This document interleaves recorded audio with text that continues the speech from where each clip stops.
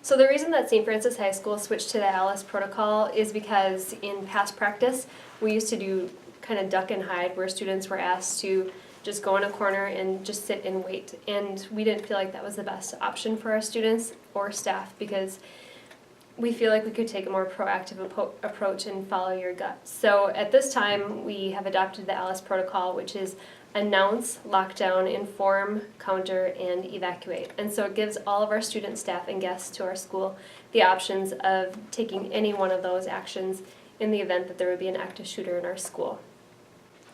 One of the other options that we are discussing in the classrooms during the process of these drills is that if a classroom decides to barricade the doors, we'll be talking about how they might evacuate out a window if that's an option and if it's necessary. The other thing that is important for students to remember is if we were to evacuate our building for an event of an active shooter, our students are invited, if they drive to school, to get in their car and go, just to evade any dangerous situation. But those students who do take the bus to school, or if it's not safe for them to go to their car, we're advising students to go to the upper soccer field so that we're able to take a roster and make sure that we get them home safely.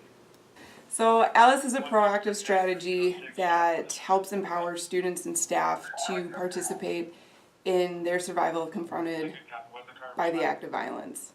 Whether that's to lock down and hide, to evacuate if you have the availability to do so, or to fight in case the intruder comes in.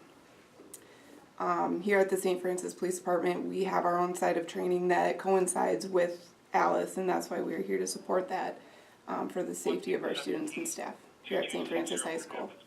So there was an incident of a student making some concerning comments, and thank goodness some of our students reported it to school administration and teachers right away so that we were able to take a deeper look into what actually was said.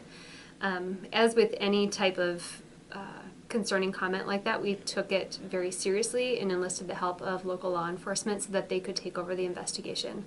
For this particular incident, it was deemed non-credible. However, we still took appropriate precautions to make sure that all of our students and staff are and will continue to be safe here at St. Francis High School.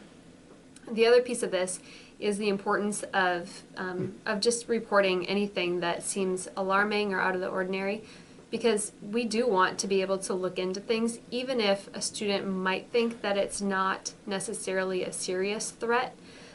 We would rather err on the side of being able to look into it and finding out that it's not credible than miss something that would turn out to be a valid threat.